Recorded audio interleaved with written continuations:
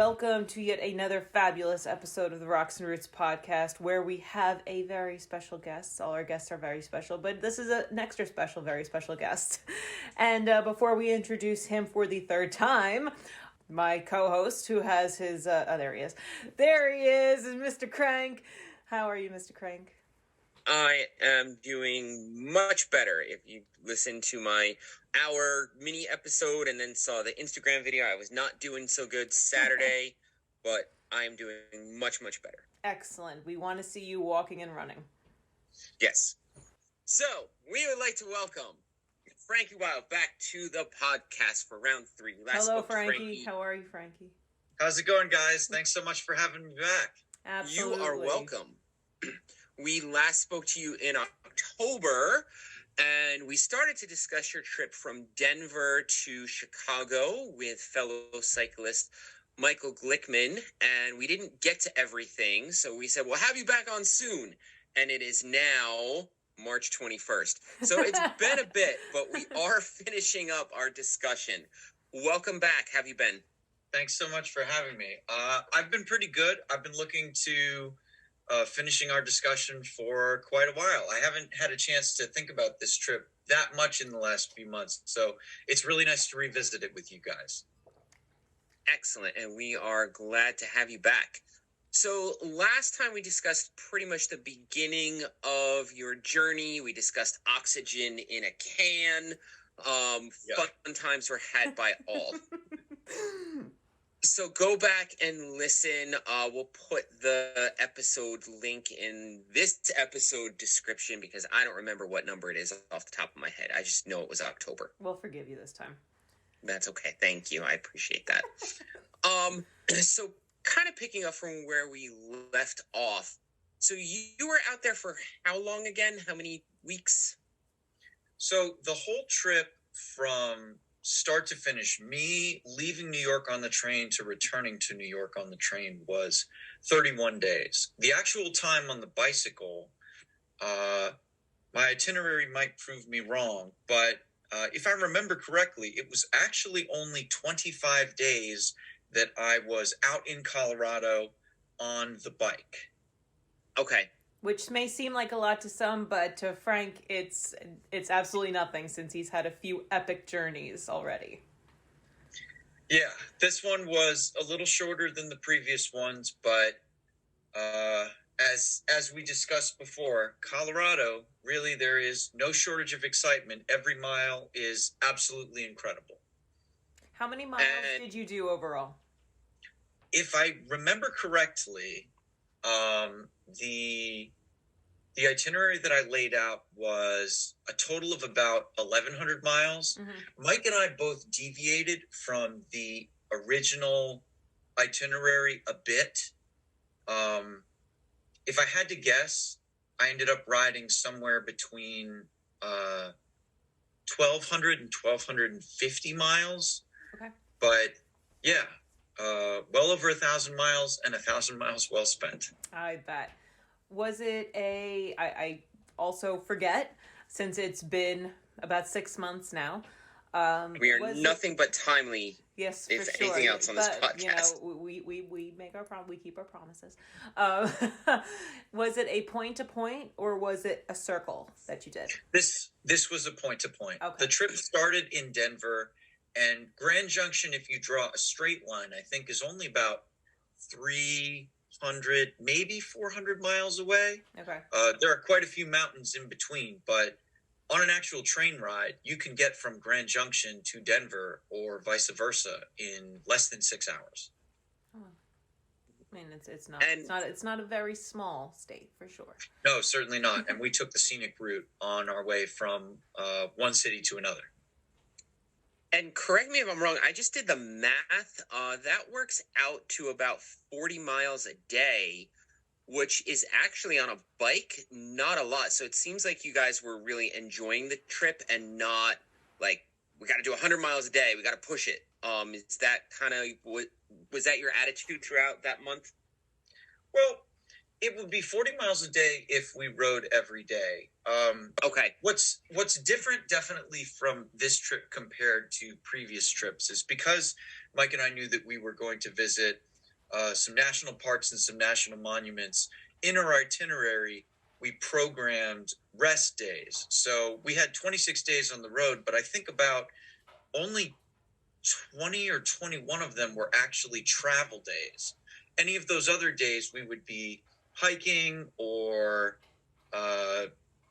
spending time seeing, all sorts of local stuff. Mesa Verde was one of them, and I guess we'll get to talk a bit more about that tonight. Rest day is, I guess, kind of a figurative term, because every day, either Mike or myself or both of us were out doing something. If we weren't on the bike, we were hiking. Which you're actually using different muscle. So it does count as a rest day because you're using different muscle groups. So I'm counting those as rest days. Well done. Fair enough. So what was a typical day like? Like, when did you guys wake up? How many hours did you usually spend on the bike? And when did you usually stop for the day? So in terms of waking up, I would say for me, my routine is pretty consistent across, I've been on 4 trips. I would say the one trip I did alone, trip number 2, and then the 2 trips I have done with other cyclists, the trip in 2021 and the trip last year in Colorado. My routine is pretty much the same. I generally like to wake up either an hour or up to 90 minutes before dawn. It gives me some time to pack up things in my tent, get out of the tent, start disassembly, and work on making breakfast. On this trip, Mike was much better about resting than I was, frankly. So what I would make a point to do is, and he had a very interesting routine himself. Mike is very much into something you may be familiar with that I'm not, called Wim Hof breathing. Mm-hmm. Yes. And so I would get out of my tent in the morning and start packing it up and start making breakfast. We ate oatmeal pretty much every day.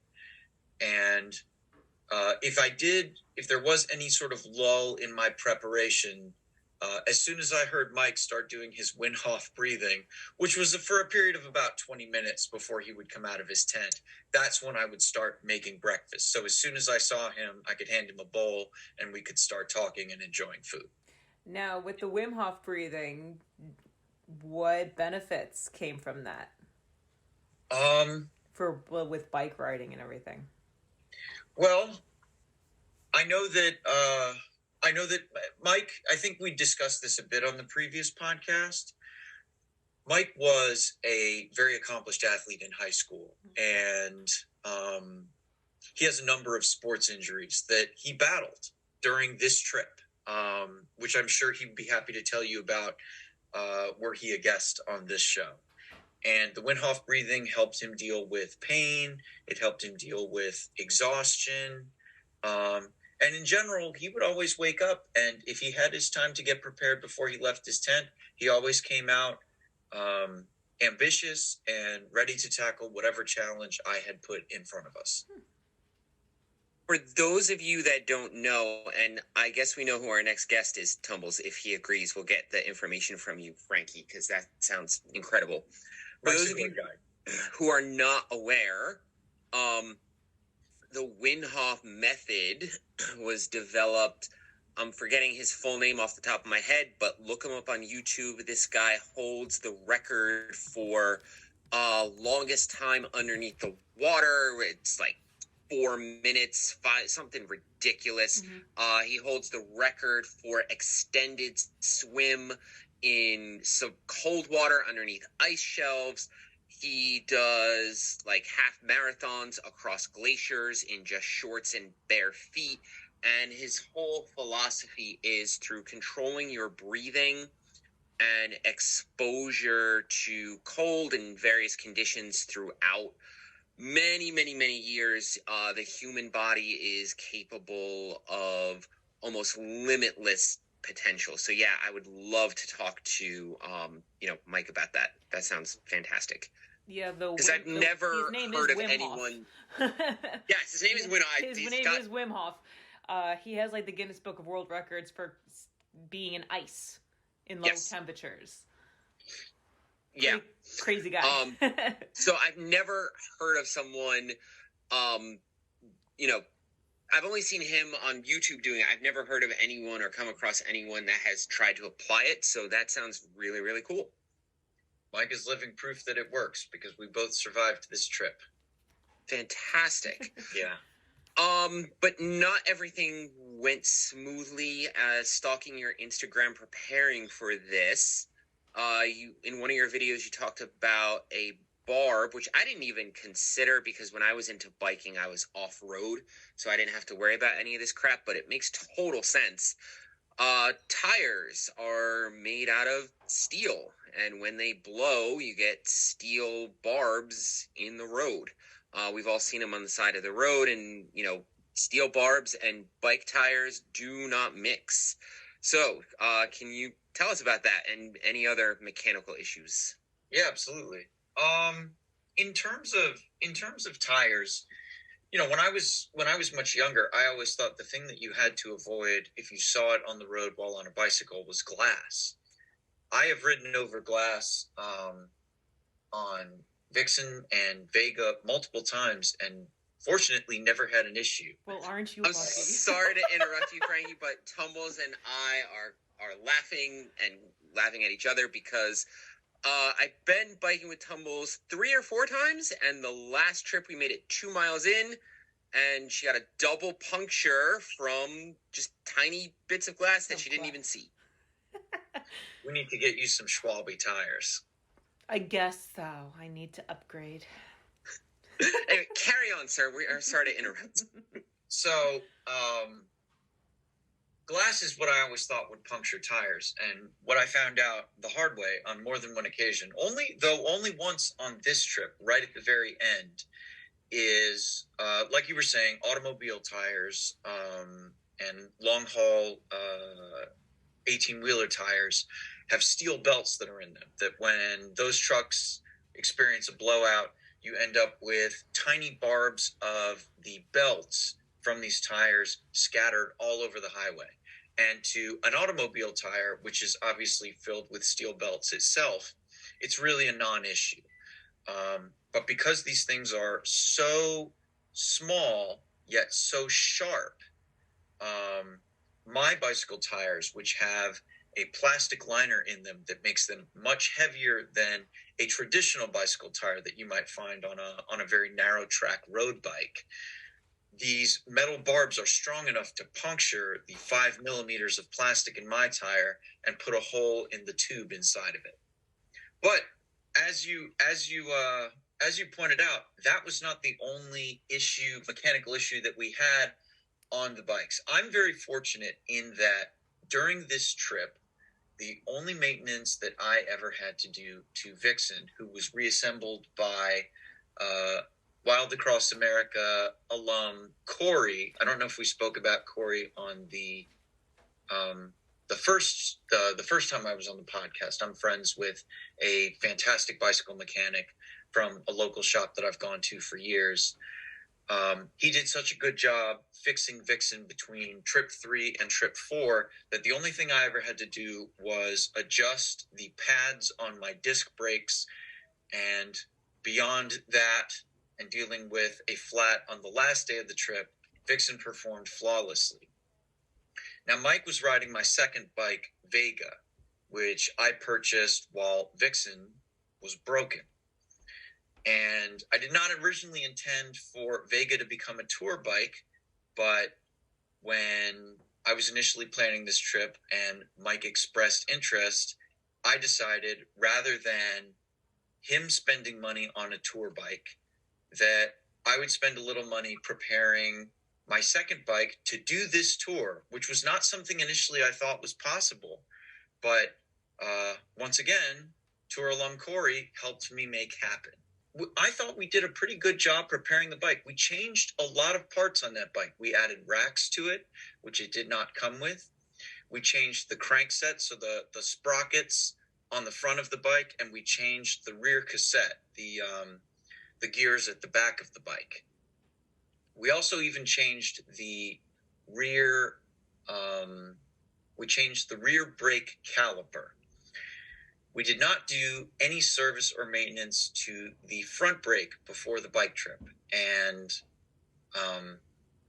what we found out the hard way, or to be more specific, what Mike found out the hard way, is that while the brakes on Vega were fine when we left for the trip with the bike with no weight on it, once we added the additional 50 pounds of gear and equipment on the bike, the front brakes were not quite up to snuff. And Mike actually found this out while we were descending an unpaved mountain pass called Hagerman Pass, which is between the town of Leadville and the town of Basalt, very close to Aspen, Colorado. I mean, what kind of grade are we talking? It varied, but I would say anywhere between 1% and 8%.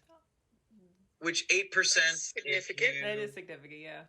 8% on a smooth road downhill, you can get a bike to about 40 miles an hour. Yeah. Fortunately, Mike was able to control the descent of the bike until we were able to go to a bike shop in Aspen the next day, at which point we changed both the front and rear pads on Vega and did some adjustment, and that seemed to solve the problem. Disc brakes, V brakes, what system, what setup? So both Vixen and Vega are disc brake bikes, which in my opinion give you much more control. Yep. And are much more durable. Both bikes now have Shimano front and rear disc brakes. Vega initially came with a slightly lower quality, lower cost brand called Tektro. I have learned my lesson, and now the bike has front and rear Shimano brakes. And for those of you who are not cyclists, disc brakes, V brakes and traditional old school brakes, the calipers and the brake pad pinch the rim, and that causes friction, which slows the bike. Disc brakes work like a motorcycle. There is a steel disc in the center of the wheel, and that's where the pads and calipers grip, and it allows you to your brakes to function when it's wet, because when your rim is wet, you really don't have any brakes, even with V brakes. So it's more like motorcycle brakes, basically. Well said. Yeah, it's the fact that you can be confident that the bike will stop in wet weather is a huge difference. You also don't have to worry about the stress of repeated hard braking, potentially damaging the integrity of the rim itself. Yep. Now, what does your fix kit look like? You bring a few key items if something goes wrong with the bike, and has that changed since this issue? Well, I would say I thought I brought a fairly comprehensive amount of parts with me on this trip. Every trip, I continue to bring more and more pieces to work on the bike. Spare chain links, tubes, tire levers, a chain breaker, and now I have 2 sets of brake pads for both bikes and all the tools that I need to remove and service the brake calipers in the field. Excellent. All right, so let's talk about some of the stuff that you saw, some of the sites that you saw. And since this is a hiking podcast, let's talk about your hike in the Gunnison route. So what is that? What was that like? Oh, wow. The Black Canyon of Gunnison National Park, or as the locals call it, Black Canyon National Park, which is a canyon that... I like how you're raising your hand, Tumbles. I have a question. Tumbles in the back. I, I'm curious if it's this. I don't know if you would know, but if this is the same Black Canyon as the ultra marathon that just happened last month. We need to check. I don't know. That is a good question. If it's in Colorado, probably. Okay, we will check anyway. If it isn't, I wouldn't know. Okay. Anyway, I love talking about this in particular because visiting Black Canyon National Park was something that I did want to do. Actually going for a hike down into the canyon all the way to the base of the canyon at the Gunnison River was not something I had planned on doing. Luckily, Mike and I were very ambitious this whole trip and managed to get ourselves a day ahead of schedule. And when we arrived at Black Canyon National Park, the day that we got there, we found out that there were 3 routes down to, apologies, that there were 3 routes down to the base of the canyon. They do not call them trails because they are not marked. Okay. And they are not marked by design. You have to get a permit from the park office in order to complete them. If you do not have them, you will be fined by the National Park Service and removed from the park. They only give you about 10 permits a day. And I discovered why during the trek down the Gunnison route, which of the 3 routes is the shortest and easiest. And it still took us, I think, almost 3 hours to travel 1.5 miles from the surface down to the base of this canyon. Why? Well, I learned a new word in the process of this. I had never heard the word scree before. Enough said. Which, if I remember correctly, is it's a layer of sliding rock. Yep. Mm-hmm. The descent of this route down to the base of the canyon was, I would say, 50 to 60% a controlled slide down scree. Sounds fabulous. One of the most interesting parts of it, and it was the part that I maybe enjoyed the most, and I'll never forget, was at a certain point, you start to pass below. There's almost a big chunk of the trail where you leave almost like a tree line as you descend, because the scree is so thick and so unstable. There are no plants that grow through it. And when you reach that point, there was at one of the trees on the route a steel link chain wrapped around the tree that was 80 feet long, and it was intended for you to lower yourself down the scree without being in an uncontrolled slide. That sounds awesome. I was very fortunate in that I wore my cycling gloves that day, and it made controlling my slide down the scree via the chain a lot more comfortable. Did you go down backwards, or like, because I did go down backwards. That seemed to be the safest thing. Yeah. And I think a big part of why there's a limited number of permits is, as we were coming back up, the people who I went hiking with, who I'd actually met the day that I got my permit, we had to be very careful about alerting each other when we knocked a rock loose to the person below us. Yeah. Which I watched someone that I was hiking with almost get struck by a rock much larger than my fist. And it made complete sense to me then why this could not be a high traffic trail. Not even for limitations of maybe ability or fitness, but the danger of sliding rocks to people who cannot see them. So you said 80 feet this chain was, and going through Yes. the scree field. How much of a descent was the entire trail? It was 1,500 feet in 1.5 miles. Okay. All right. It's 3 hours. That's awesome. It's the steepest route I have ever descended on. I am not an accomplished hiker. I can say without a doubt this is my greatest achievement on my feet. That's awesome. Well done. How long did it take you to climb out? I would say maybe a little less time because we were a little more confident going back up than we were going down.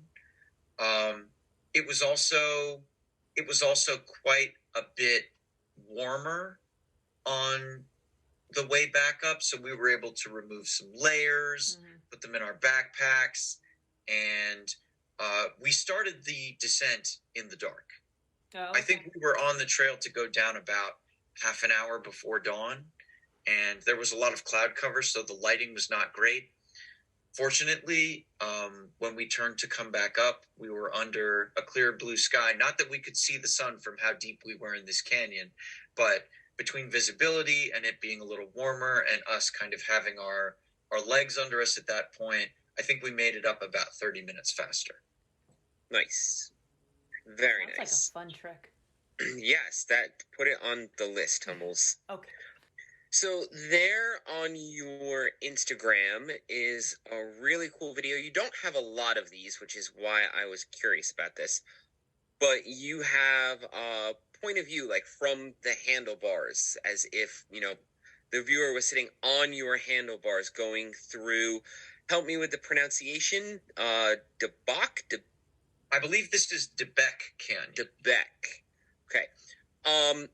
Which looks really cool. So what is your setup for that? Is there GoPro? You just hold the phone and pray? I mean, I know we have these little that attach onto the handlebar, and it's just for the phone, so you can maneuver the phone any which way. That's clever. I should probably invest in one of those. Generally, anytime you see a video of a moving video shot from my bike, it is generally with me with my cell phone in my hand. I'm impressed because it was very steady.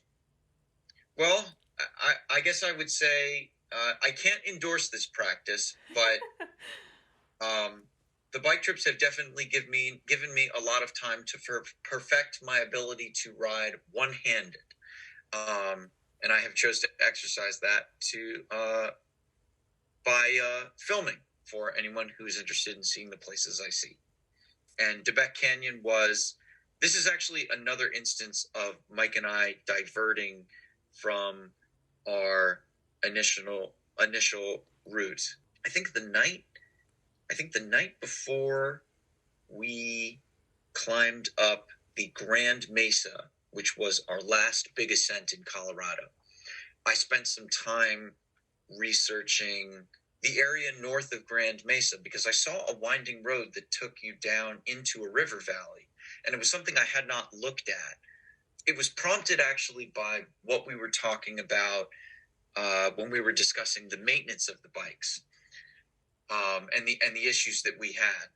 Because Mike had some issues, not just related to the brakes, but also I would say with Vega using narrower tires than Vixen, which in part has to do with the differences in the bike's construction. I had to make a judgment call, and initially we were going to descend from Grand Mesa on an unpaved forest road down to Grand Junction, which was our final destination. And given how much difficulty that we had with the bikes descending Hagerman Pass, which was, to my knowledge, a much rougher road than the road we were planning to descend initially off of Grand Mesa into Grand Junction, I decided, with Mike's consent, that we would instead go off route and descend to the north on a paved road, ride through Debec Canyon, which had glowing reviews from both cyclists and motorcyclists, and then ride, again, I cannot endorse this, a harrowing 3 miles along the shoulder of Interstate 70 into Grand Junction, Colorado. Oh, wow. Which is almost certainly where I ran over the barb that punctured the tire. There you go. Sounds epic, though. Yeah, seriously. this just popped into my head. I mean, before you started your journey, you had a map and you marked out where you wanted to go. Now, in terms of switching gears, switching routes, potentially not having cell service, what did you use an app? Did you bring physical maps with you? What'd you do? So I always try to have a contingency. Every one of my bike routes I've built in an app called Ride with GPS.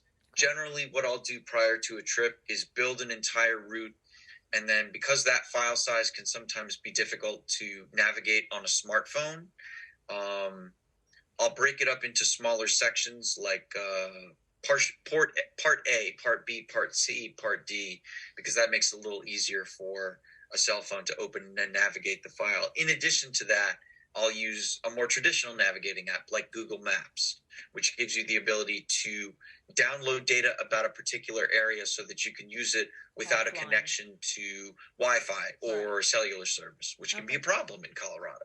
Yeah, for sure. So that is I would say a combination of those two things, kind of an itinerary that's well researched, and in a pinch, using a navigation app with preloaded data about the area is generally how I navigate. Yeah, it makes sense. I mean, hikers, we have basically the same thing. I would say the thing about Colorado that makes it particularly interesting is if you are on a fully capable mountain bike, the routes from one place to another are almost limitless. But if you are on a bike that is not so capable on unpaved trails, there are only a finite amount of roads that you can take to get from one part of Colorado to another. And fortunately, that made crafting the route from the trip pretty simple. Awesome. Now, was the Colorado National Monument before or after Debec? That was after Debec Canyon. Okay. That's like a canyon as well? So it is, I suppose it is a canyon. The history of Grand Junction, of that area, which the Colorado River flows through. And that's where you finished in Grand Junction? Yes. Okay. In the final few days of the trip, Mike and I descended from the Grand Mesa, through Debec Canyon, along the Colorado River, through Grand Junction, to Colorado National Monument, which is about 10 to 15 miles west of the city of Grand Junction itself. Okay. And there is a road along the ridge line in Grand Junction that takes you back towards the city of Grand Junction. So we rode through the city of Grand Junction, and entered Colorado National Monument at its western entrance, where there is a campground.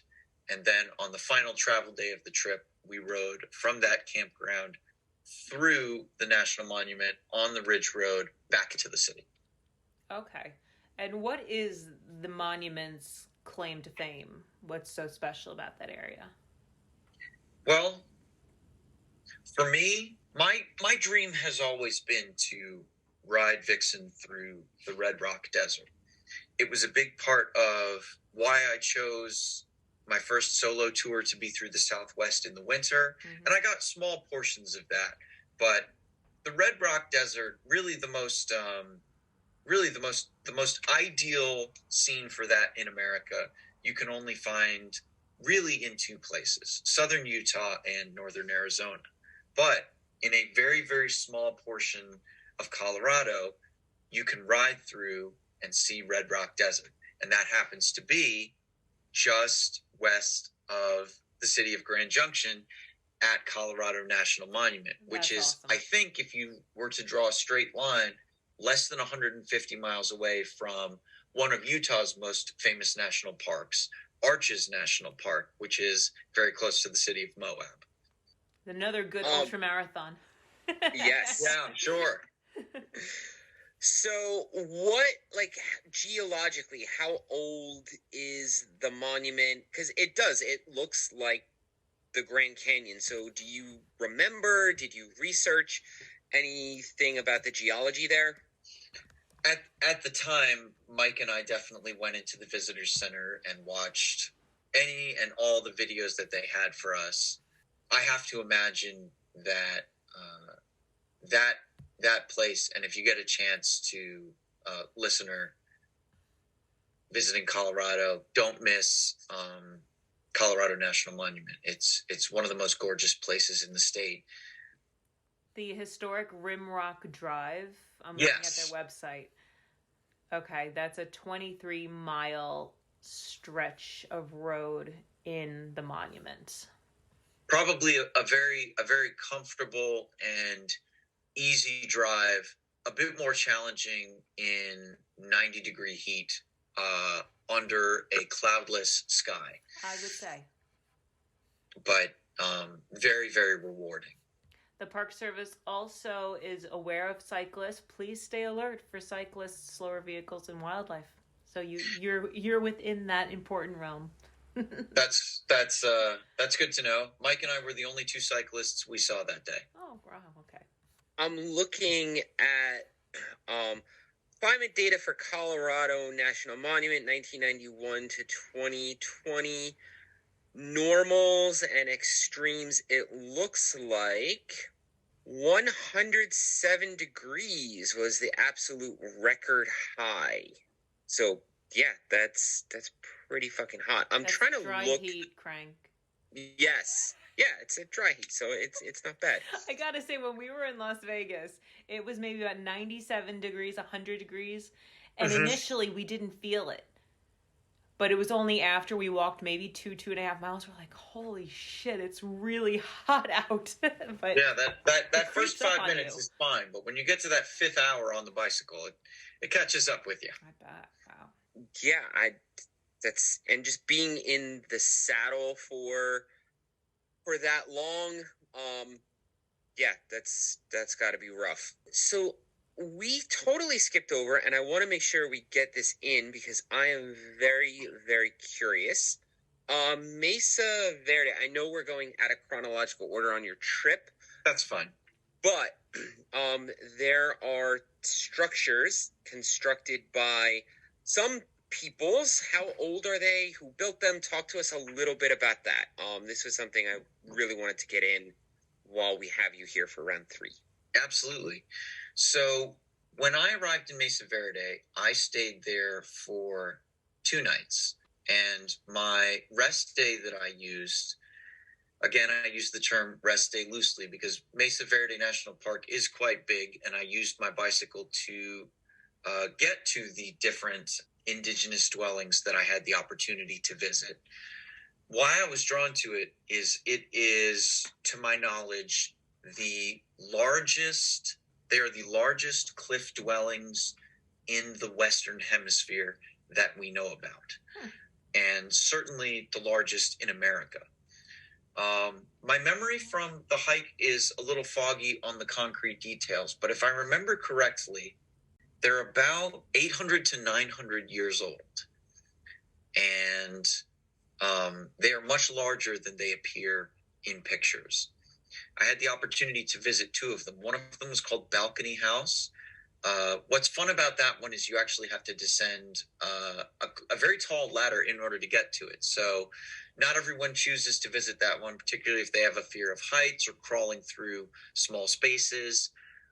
Cliff Palace is much easier to visit, and it is very majestic. One of the things that I think we're very fortunate to be able to do is, if you reserve tickets, a National Park Service ranger will take you on a guided tour through the dwelling. And they give a fantastic talk about the purposes for every structure and every nook and cranny and why it is the way it is, what its function was, how they've come to understand it. And by the end of both tours, the ancestral Puebloans, as they like to be called now, their descendants refer to themselves as ancestral Puebloans. That may have changed by the time you publish this. They're a fascinating people. And one of the last things, and it's the thing I can remember from the second tour, was It was a very peaceful morning when I had the opportunity to see this place. And the ranger told me, don't think of this as a peaceful place. We're here on a very quiet and tranquil morning. But this was a very loud and boisterous community. 150 people lived in this dwelling. There would have been the sounds of people making clothing, crying babies, cooking meals, skinning animals, celebrating, laughing, singing. And I think it's a challenge to picture, but when you see it, when you see the scale of it, I think if you really take the time to imagine it like a city in present day, it's really kind of a humbling experience. Oh, for sure. I know Yeah. Chaco culture in New Mexico, Bandelier has those cave dwellings too where you have to climb a ladder. Curious because the demise of those people is iffy. People don't really know what happened to these ancient Puebloans. Do they have an idea of what happened to those people by Mesa Verde? My understanding was that those dwellings were actually left willingly long before any European settlers arrived in the New World. Right. And what it is believed caused their migration, I believe their migration south, was changing weather patterns. That a part of how that area, a part of how Mesa Verde functioned as a society was that the cliff dwellings themselves, because they were under earth, protected their residents from shelter. And the area above them, because they would see rain from time to time, would allow them to grow crops. When that area started to become more arid, it was no longer sustainable for them to grow food. And as a result, they migrated to an area where agriculture would have been more sustainable. Oh, makes the most sense. I had the opportunity on my second trip to visit a cliff dwelling in northern New Mexico. And my understanding was that that dwelling was also vacated for the very same reason. It was called the Gila Cliff Dwellings, which are, I think, about I know where you're talking about. 30 to 40 miles north of Silver City, New Mexico. It's in the southern part of the state. Yeah, the pictures, I'm glad that you made that distinction because I was just on the national park site and the pictures make it look very tiny, but I'm glad that you pointed out that there's a difference in scale there between what a photograph looks like and its actual size. At a distance, it looks like a model of a city, a scale model of the city up close. And then when you get there and you're looking, you're standing at the base of a at some points, 4-story stone building that is the better half of 1,000 years old. It really changes things. And how preserved they are. Yeah, that's really fascinating because the rules about what you can and cannot do when you visit these dwellings have changed a lot since they were discovered. People our parents or grandparents' age, when they were young, had they visited the cliff dwellings, they would have been able to go in every room and touch everything. And in an effort to try and preserve these places, what you are allowed to touch and where you can walk is very limited. Yeah, that makes sense. Just oil on your fingers, foot traffic. Yeah, that makes total sense.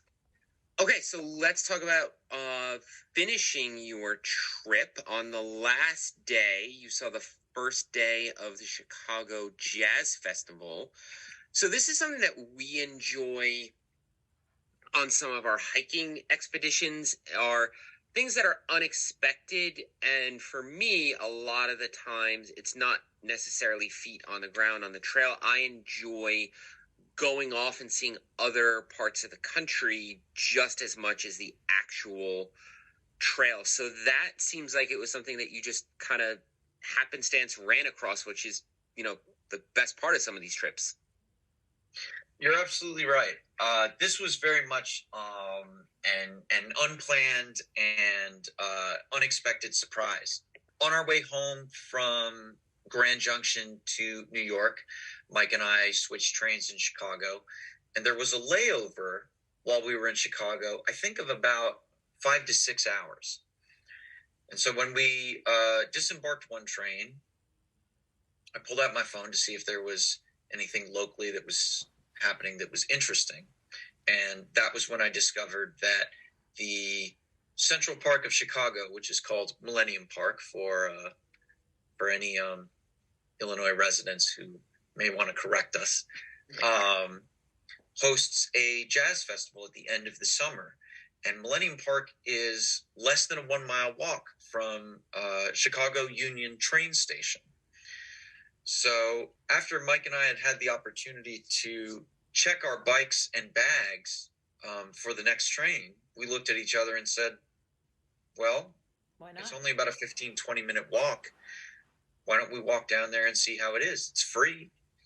And it was incredible. Mike and I got to enjoy some fantastic live music from local musicians on a warm Chicago night.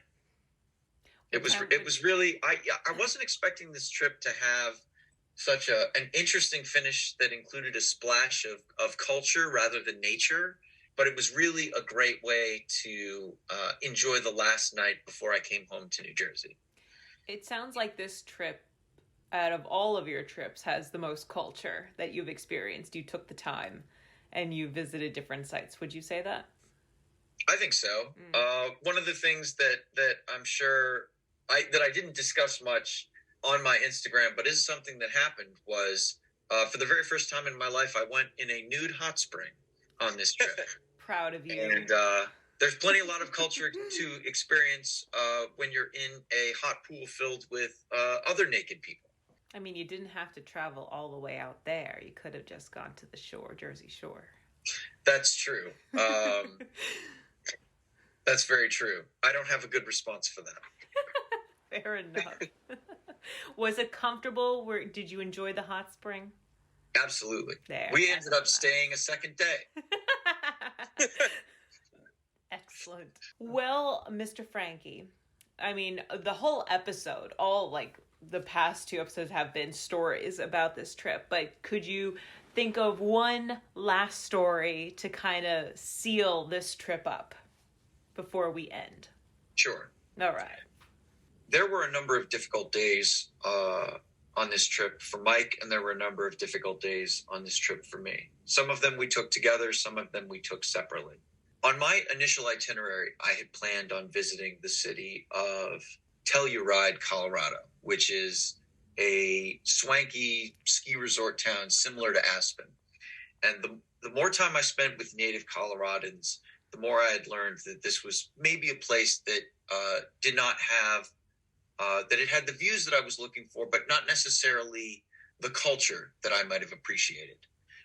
And the nude hot spring that I had the opportunity to visit, in order to visit it with Mike, I would have had to ride a very long distance around the city of Telluride, or I could have ridden a very short and difficult distance over a second unpaved mountain pass that I knew very little about and I hadn't planned on riding. That pass is called Ophir Pass, and it's a road that can be traversed by Jeeps and high clearance 4-wheel drive pickup trucks. I chose to try and climb over it on Vixen, which it's 10 miles across, and I would say about evenly split, about 5 miles each way. And for the first 3.5 miles up the west side, I was able to pedal. And for the last 1.5 miles, I basically had to drag Vixen over cinder block sized rocks for about 2 hours. Now, had you taken off most of your gear at this point, or you still have all of your saddlebags and your gear on there? The bike still weighed every part of 100 pounds. Oh, that's... I can remember about halfway up the section, I was no longer able to pedal. I passed a statue carved out of a tree that was the head of a mountain lion, and carved below it were the words "Beware." And I remember thinking to myself in that moment, if I'm approached by a mountain lion, I'm dead. I'm totally exhausted carrying this heavy bike it will get to me before I have the chance to pull out a knife or my bear spray. This will be my last day of this trip, possibly my last day on Earth. If for some reason an animal decides to visit me on my way up this excruciatingly steep mountain pass. At some point past that sign, I said to myself what I had said to myself at some point on almost every trip that I've taken, which is, I'm going to make it to the top of this. And if I don't, it'll only be because I'm dead. And if I do die, I'll have been having a great time right up until that moment. And slowly but surely, such kicking a Goggins and screaming. thing of you, Yes. thing to say. What the mind believes, the body achieves. I guess so. I can remember someone passing me in a Jeep and being like, man, you're really badass. And I was exhausted, and I turned to him and I said, no, sir, I'm just very stubborn. And sure enough, it took me about 3.5 hours, I think, to get up one side. I made it to the top of Ophir Pass. I had no cell service, but I managed to take a picture of Vixen at the last sign above 11,500 feet. And then I rode down the other side just about as fast as I could without getting thrown over the handlebars. Nice. Well done. For me, that was one of the hardest days of the trip, and also one of the most rewarding, because after I had finished descending Ophir Pass, I had the opportunity to ride down the $1 Million Highway, which for anyone unfamiliar is a highway that connects the cities of Montrose and Uray and Silverton with a much larger city in southern Colorado, Durango. And this is a beautiful road that's been carved into the side of this river valley in the San Juan Mountains. And I had not planned on traveling it because it interfered a bit with my ability to visit Mesa Verde, or so I thought. And the day that I got to climb over Ophir Pass and then descend the $1 Million Valley was by far the most beautiful day of riding in the trip. That's amazing. Why is it called the $1 Million Highway? Just because it was carved into this valley and it was so expensive to build, or? I think that's probably a part of it. Honestly, I think the best thing I can say is if you want to know why it's called that, go see it for yourself. It is absolutely incredible. I didn't take one picture while I was in it because as I descended, I had to have my head on a constant swivel because of what was around me and how windy the road was. All right. Well, folks, Google it if you can't get out there. If you can, just get out there. Yeah. Well, I think that's a perfect story to end the saga. episode. Yeah, the saga as well. The Exactly. 3-part Rocks and Roots saga of Wild Across America. I love it. Awesome. Well, Yeah, thanks for having me back, guys. I haven't had the opportunity to think about or talk about this trip in a while, and it's really nice to be able to revisit it because it was really something. Do you have anything planned for either this year or for 2024?